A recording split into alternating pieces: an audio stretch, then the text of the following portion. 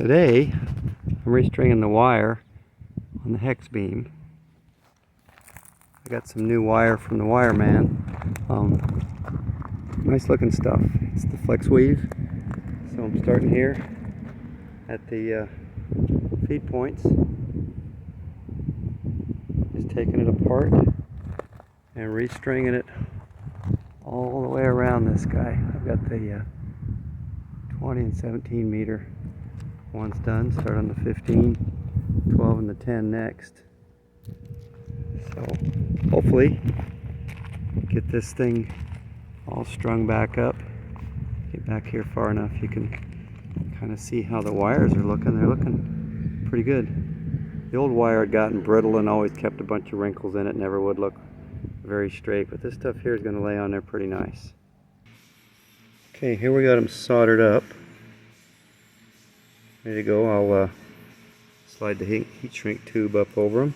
On the instructions on the hex beam, they say that these spacer leads in between the driven element and the reflector are pretty critical length, so I made sure I just tied them back the same way they were. Undid the original knots and just put them back.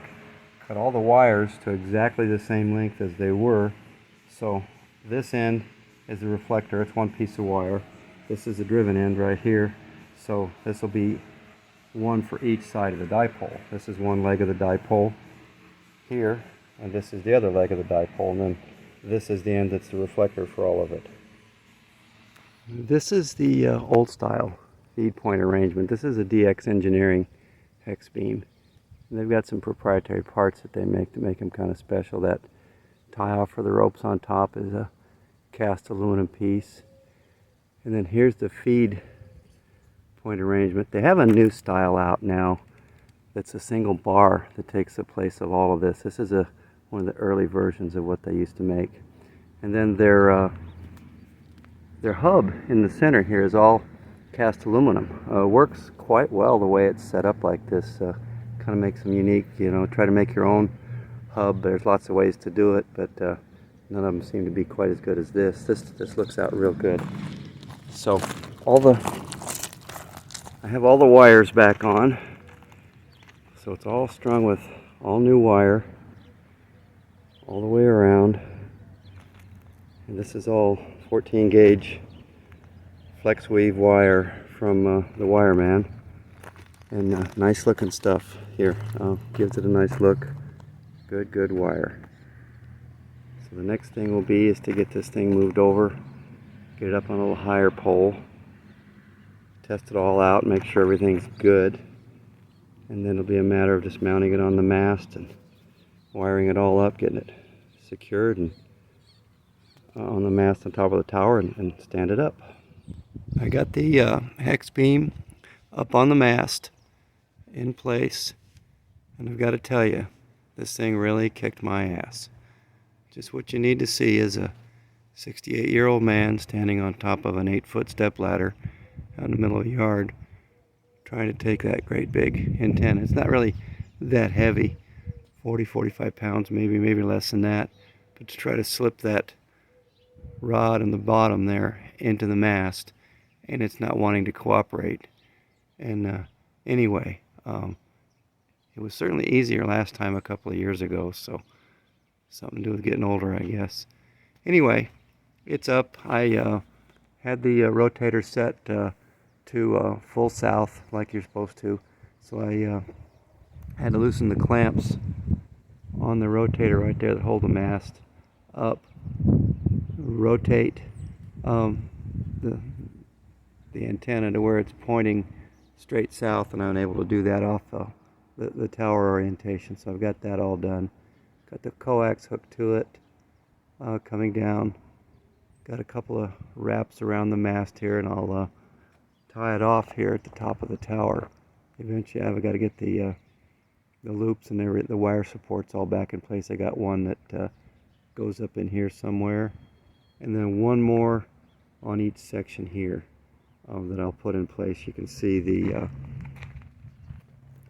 hose clamps in place, and those are what will hold the rods that hold the wire loops, just to guide them as it goes up and down, give them something to do. So anyway, this was today, and I'm going to be very, very sore tomorrow. What I'm doing today is finishing up getting some of the accessories on here. I've just got a standoff arm here for a dipole, and it's got a wire support loop attached to it, so it'll go through there, come down into these two here, and then as the tower extends, it'll have sections to hold the wires. So anyway, that's just a standoff for a dipole. And what I got going on over here is when I rebuilt this guy, I'll get some better pictures later, this arm right here, it had broken the middle segment here, the white colored one, and I didn't notice that the base of it up there had a crack in it. So what I'm going to do is disconnect all the wires coming down, this one, this one, this one, all the way down to this one, the 20-meter element, and then take the rope off that holds the bend in it and relax it. And this will allow me to take this whole arm here off, and then I'm going to try to take a look at it. I may just be able to flip it around at that joint right there, but I'm going to take a look at it, see what I need to do to support it. So if you have a hex beam you need to replace one of the arms on, and you don't want to disassemble the whole thing, just disconnect all your wires all the way down, let them hang, take the tension rope off, and then you just got a straight arm sticking out. So I'll just go up there, get a socket, unbolt that guy, slip it down, and take it in the shop and take a look at it. Okay, here's what it looks like where it cracked. So it's got a wooden dowel in it. So I'll take the other end apart, see if I can get this all apart. And at this joint, maybe flip it around and put this at the other end. So we'll see. What I've determined right now is that well, it's cracked. Somebody prior to me owning this antenna had repaired this here. And what they did, I don't think you can see it. I'll get a better picture here in a minute. They put a piece of wooden dowel rod inside here, and it extended to about there. So I went ahead and tapped it in from here, drove it in just to right about here, just where I've still got some support for the bolt clamp on it. And now it comes to here. This is a piece of aluminum antenna rod I used to measure it. So now it comes to right here. So this has got the brake bridged real good. I'm not too concerned. The brake is right at where one of the clamps go. Not a lot of stress. So with that wooden dowel inside, I think we're going to be good to go. And let's see if we can get you a picture of that. There you go. There's a piece of that wooden dowel down inside. So this ought to be just fine. And here's what it looks like with one of the arms out of it here. The wires just hang down like this. Get you a better look. But anyway, very simple way to do it if you got a way to hold one up and take one out without having to disassemble the whole thing. This works out really well. I think I'm going to give a try here too, using these nylon zip ties. You know, they don't usually hold up under the UV and they break, you know, pretty soon. So here's one and here's one. So what I'm trying is put the zip tie on first, cover it with electrical tape to protect it from the UV. So we'll see in a year or two if this is going to work. Okay, here we go. I think we got everything done. We're going to go ahead and start standing it up.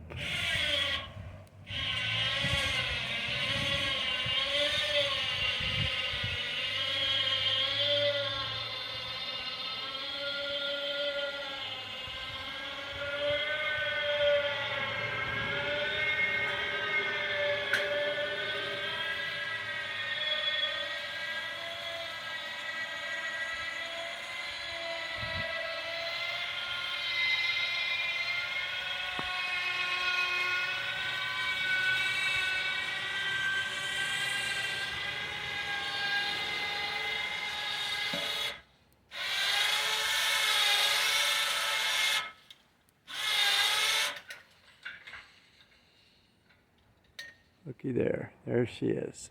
First time in a year she's been standing straight up with the antenna on it. So let's go check everything out.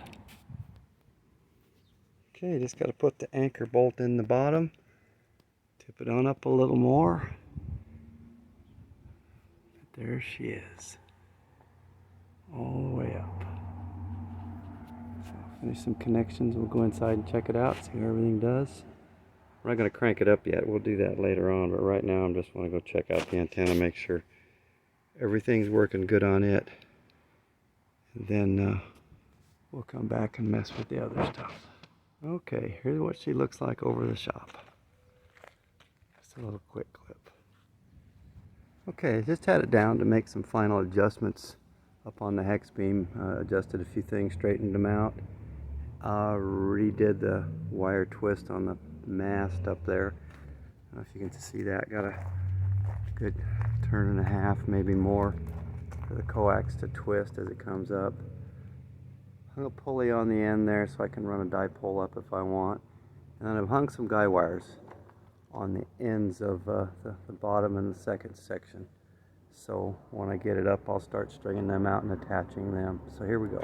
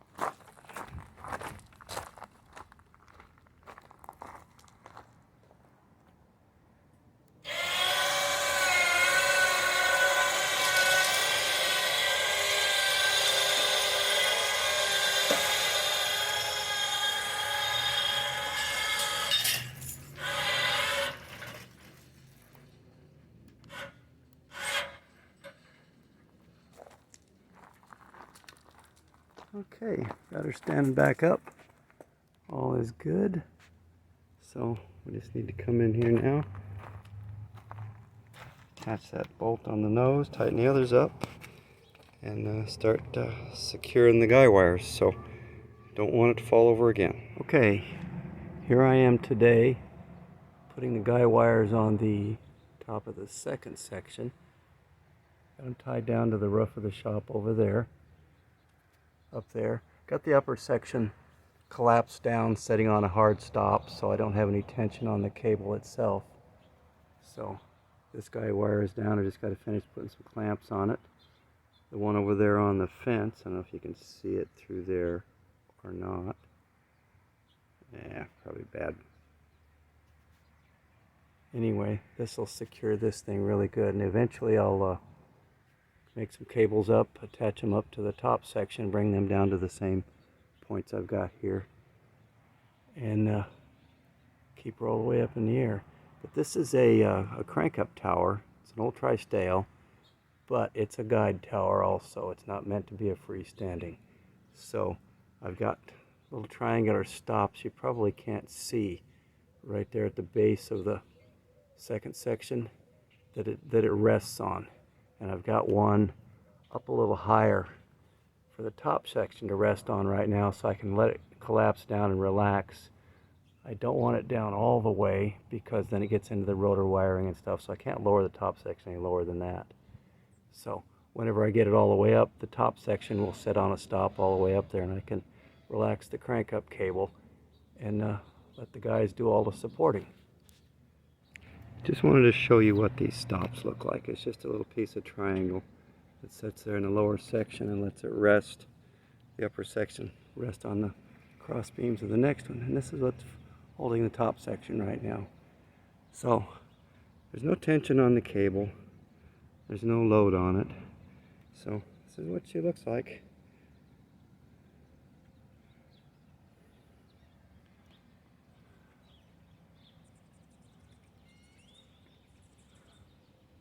One hex beam up and operational.